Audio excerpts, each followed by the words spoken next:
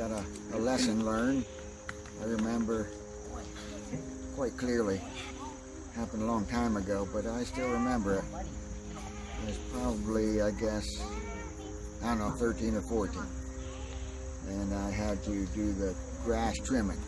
Pappy rode the tractor, I had to do the trimming. But I also wanted to go, I can't remember who it was, maybe Mike Green's house, but I was in a hurry to get out of there.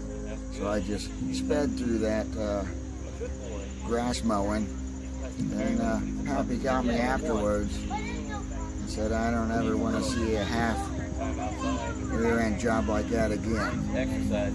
So if you're going to do something, you do it right and to the best of your ability. So I still remember that one to this day. Oh boy, that's a lot of things. I think mostly keep your word is one of them for sure. Pappy's always very much, his yes means yes and his no means no, and if you tell somebody you're going to do something, you should do it. Pap, I guess, yeah, you know, I'd say just two other things would be, one, how you've always sacrificed for everybody else. Always. Never put yourself first. With all the hard jobs you've had and tough times between jobs, and you still found a way to serve everybody else first and meet all our needs. We always had enough growing up, and so thankful for that. And I'd say the other thing is, I don't know, I was thinking, I don't know that I've ever heard you complain about your circumstances or what you don't have, or life being unfair, or pretty much anything, and that's so amazing. We live in a world that's so materialistic, and we all want more, and I'm guilty in my life of that for sure. And so I would like more of that, being beyond grateful for what I have, and just not complaining, because it's really a wonderful trait. We hear complaining so often all around us, that to have somebody who never does is a cool thing. So thanks for that. Hey Pappy, how you doing? I just want to say that I appreciate your wisdom and how you've always, you know, kind of looked at me as a part of the family, and I really appreciate it. Love you. How old are you now? Anyway, to the serious stuff. I guess you may not know this, but I didn't have really a good father figure, and I saw that in you and how you dealt with your children, and I kind of made you my surrogate dad, but I never told you. So anyway, always had great respect for you, and I think you're the backbone of that family. You lead, and you don't have to even say a word, and we know what you're doing. I mean, we know who's talking for you, Jesus. And anyway, so you have 2 girls. Well, in the few encounters that I've had with Great Pappy, I know one thing that sticks out is he's always been so sweet about seeking me out and making small conversation with me, and he always has a lot of really cool stories that he'll just randomly share in our conversations that are always very interesting. Yeah, he's very wise, and it definitely seems like Great Pappy is the quiet, gentle force of the family. A special moment is when when he told me to, there's like a bunch of leaves, and he told me to blow them out, and and I almost dropped it, and he said that if I couldn't do it, I would have to stay in the house all day. And it was like, I was like, first thing that comes to my mind would be a lesson learned, and that would be work ethic, the importance of it, that you need to take pride in what you do, no matter how small or insignificant it feels. I know a term that Dad always says that he always got from Pappy is never half-butt anything. If you're gonna do anything, you do it right, you do it the right way, and like I said, you take pride in your work, no matter what that is. That's one, and another thing is, kind of goes along with that, is you sacrifice your time and energy for the people that you love, and that you work hard, not just for yourself, but for the ones and for who you love. So, yep. Wise words from Pappy. The first thing that comes to my mind is actions speak louder than words. I feel like that describes Pappy almost to a T.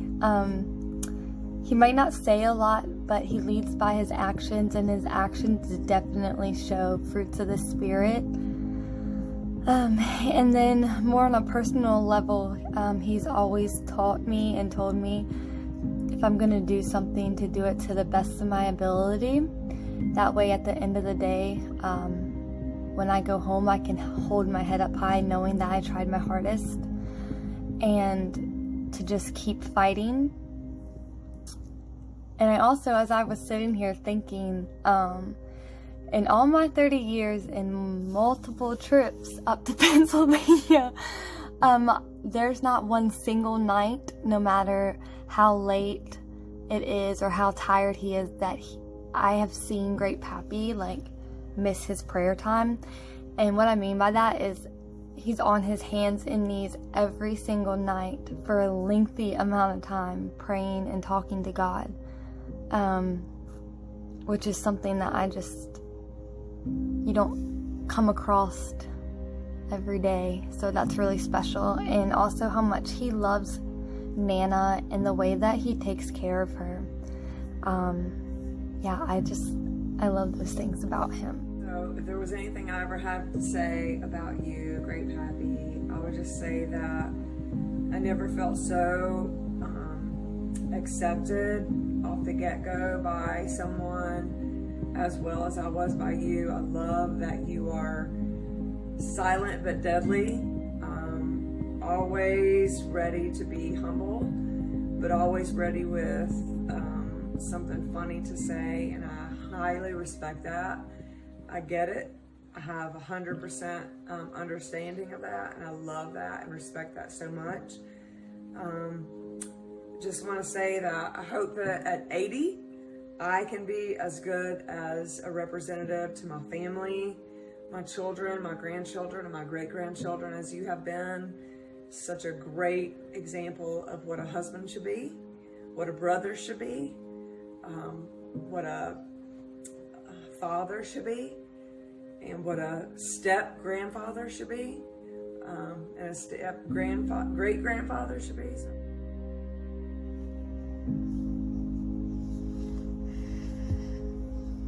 Wise word from Pappy.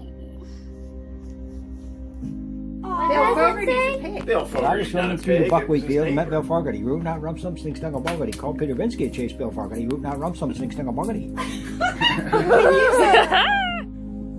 Who's Bill Fogarty? Pappy, I do not know what to do with this, because although I am great at singing things, haha, I'm just joking, buckwheat field is not one of my, in my genre. So anyway, so here is a little something for you. Miss Mary Mac, I'll just put that black, sorry. Okay, that's enough. I don't want to overwhelm you with my voice. I love you, Pappy. I don't really run through the buckwheat field. Wait, what? Buckwheat field. I don't know how to say it.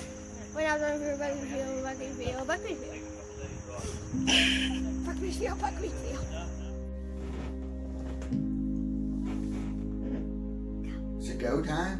Yeah. Do the buckwheat field. Oh my gosh, okay, we'll give it a shot. All right. I was walking through the buckwheat field, met Bill Fogarty.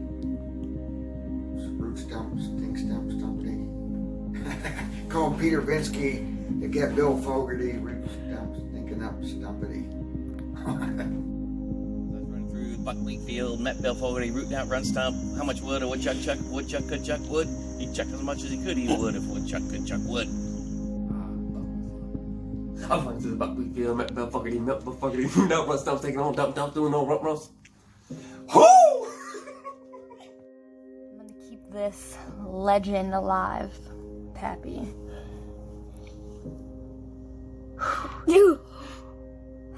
When I was running through the buckwheat field, I met Bill Fogarty rooting out rumps of stink stalk and called Peter Vinsky to get Bill Fogarty rooting out rumps of stink stalk and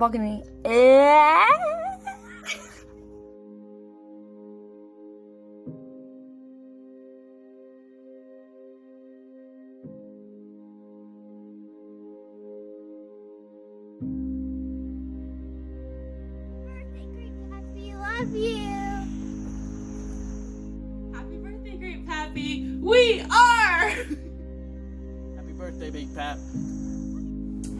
Happy birthday to this amazing man he's soft-spoken. You're just amazing, and I'm privileged to be here, and hope you have many, many more birthdays. And I love you very much. So I just super thankful for you and love you so much. Happy 80th birthday. All right, Pap, I guess we're all up there watching this now. Means we made it up there safe and sound and celebrating your 80th birthday, which is unbelievable. I remember your 50th like it was yesterday, to be honest with you. So hope you have a great 80th birthday and many more. The way you guys, the Johnston guys, go, you probably still have another good decade or two in you, and I can only hope to be even half as in shape at 80 as you are, Dad. So have a great one. Love you. Happy birthday, Dad. I can't believe we're 80 years old. I just turned 50, so I'm feeling old myself. But anyway,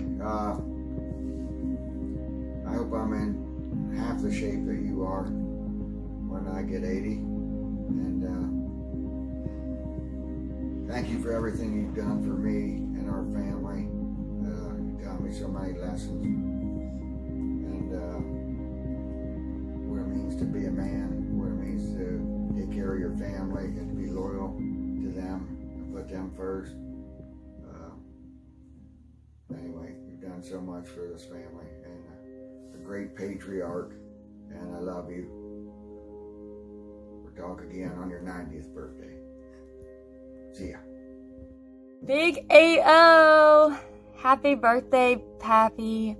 I can't express to you enough how much you mean to me. I feel like just within these past couple years, our relationship has even gotten even closer. I love you so much. I love your advice. I love your peace. I love your presence, and I love your jokes. We are so incredibly blessed to have you, and I can't wait to celebrate your 90th birthday.